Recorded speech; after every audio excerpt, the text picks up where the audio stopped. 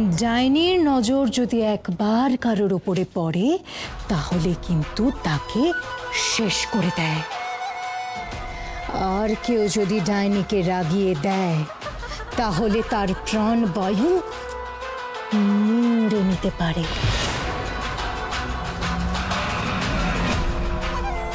আর কি কি করে? ডাইনিরা হাতের খেলায় মানুষকে আকাশে তুলে ধাপ ধাপ করে নিচে ফেলে দিতে পারে, আর কাঁচা মাংস, হাড় গোড় সবকিছু চিবিয়ে খেতে পারে।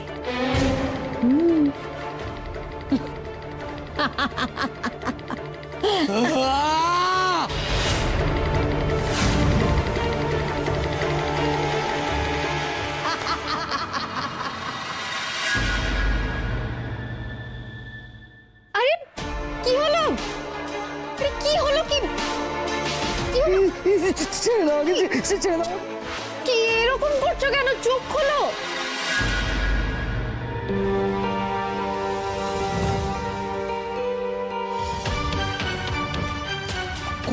কোথায় গেল ডাইনিটা?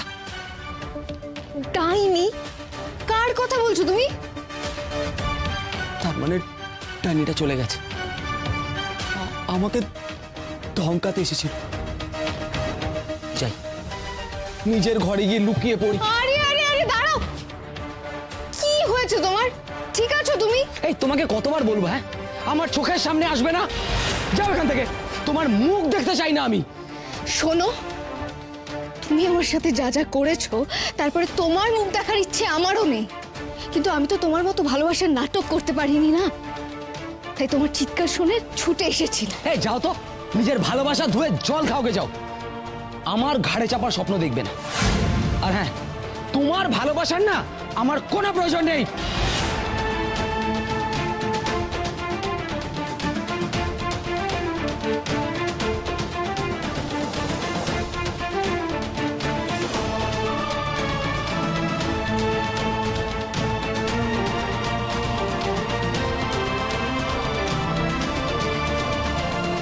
বোন, কি হয়েছে রে?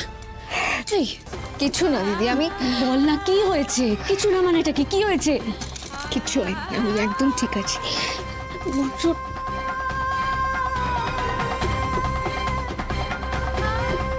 দেবী, একটা কথা আমি কিছুতেই বুঝতে পারছি না, অনির ভাই হয়ে এই প্রসেনটা এত কুলাঙ্গার হলো কি করে?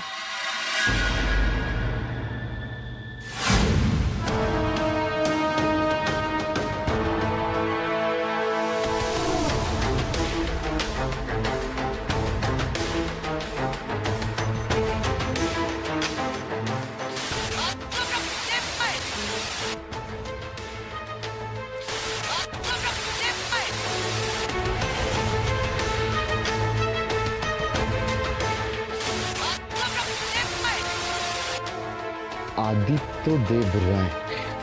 আদিত্য দেব রায় বলে তোমাদের বাড়িতে কেউ থাকে? না তো। এই সাউন্ডটা প্রসেন তখন যে ভিডিওটা চালিয়েছিল ডাইনির প্রমাণ দেওয়ার জন্য, সেই ক্লিপ থেকেই বাজছে। আদিত্য দেব রায় বাড়িতে কি যে হচ্ছে আমি না সত্যি কিছু বুঝতে পারছি না। সেটা বোঝার জন্য তো বাড়িটা একটু ঘুরে দেখতে হবে। কি বলেন আপনি? না না কিছু না, আমি বলছিলাম যে একবার চলো না বাড়ির পিছন দিকটা একবার ঘুরে দেখা যাক। হ্যাঁ চলো চলো ওইদিকে। হ্যাঁ এসো।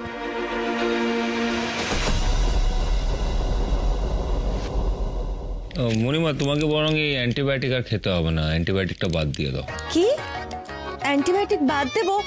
এই তো পরশুদিন তুই আমাকে বললি যে অ্যান্টিবায়োটিক বন্ধ করা যাবে না, টানা খেতে হবে। এখন আমার 4 দিন খাওয়া বাকি কিন্তু। কিরে শুনছিস আমার কথা?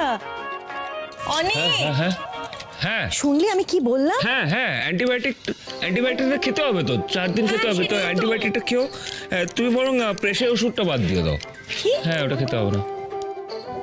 প্রেশারের ওষুধ বাদ দিয়ে দেবো? কি বলছিস? প্রেশারের ওষুধ কেউ বাদ দেয়? প্রেশার ওষুধ কেন বাদ দিবে তুমি? তুই তো বললি আমাকে। না না না না, ওটা তো রেগুলার ওষুধ, ওটা বাদ দেওয়া যাবে না। না না, কি হয়েছে বলতো তোর? হ্যাঁ, যে ওষুধগুলো আমার রোজ খাওয়ার কথা সেই ওষুধগুলো বলছিস বন্ধ করে দিতে, আর যেটা খেতে হবে না সেটা বলছিস রোজ খেতে। কি হয়েছে তোর? মণিমা কিছু না, অ্যাকচুয়ালি কি বলতো, অনেক কিছু একসাথে মাথায় ঘুরছে তো তাই। আর তুমি টেনশন নিও না, আমি না একদম ঠান্ডা মাথায় এই তোমার সব ওষুধ এসব আমি দেখে দিচ্ছি, ঠিক আছে?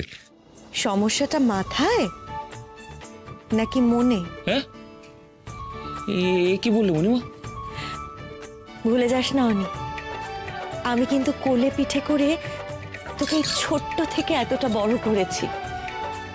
তো সবটা আমি বুঝতে পারি, বলে দেওয়ার দরকার পড়ে না। মায়ের মন ঠিক বুঝতে পারে ছেলের কোথায় কোথায় কি অসুবিধা হচ্ছে। তোর মনে আছে অনি, ছোটবেলায় তোর জন্য আনা সব থেকে দামি খেলনা, দামি জামা কাপড় তুই কিরকম অকাতরে সকলকে বিলিয়ে দিতিস, এবং তার জন্য তোর কোনো মনে দুঃখ হতো না, তোর একটু মন খারাপ হতো না। কিন্তু তোর একটা প্রিয় বল ছিল, সব থেকে প্রিয় বল ওটা, যেটা দাদা তোকে ওই কলকাতা থেকে এনে দিয়েছিলেন।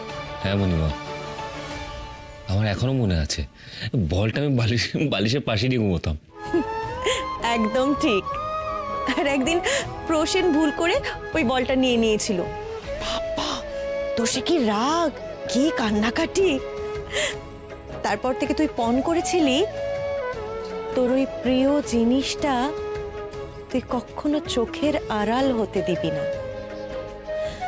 তারপর আস্তে আস্তে সেই বলটার রং চটে গেল, সেই বলটা পুরনো হয়ে গেল, তবু ওই বলটাকে না তুই প্রাণ দিয়ে সবসময় নিজের কাছে আঁকড়ে রেখে দিতিস, যাতে তোর ভালোবাসার জিনিস কেউ তোর কাছ থেকে ছিনিয়ে নিয়ে যেতে না পারে। মণিমা, তুমি আজ হঠাৎ এই গল্পটা কেন বললে? তুই বুদ্ধিমান। আমি বলি কি বাবা, দেরি হয়ে যাবার আগে না নিজের মনটা আগে ভালো করে বোঝ। যাকে আগলে রাখতে হবে তাকে কখনো চোখের আড়াল হতে দিস না।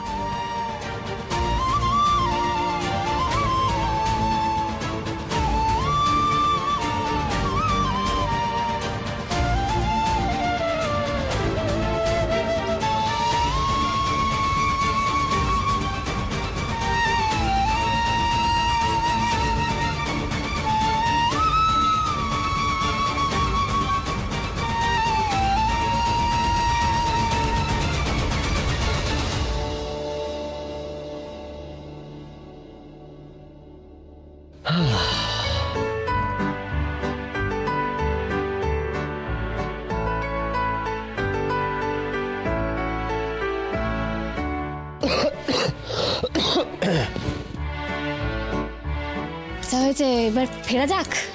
আরে ফেরা যাক মানে এখনো তো সব ঘুরে দেখাই হলো না। মানেটা কি? আমি তো বাড়ির সবকিছু আপনাকে দেখা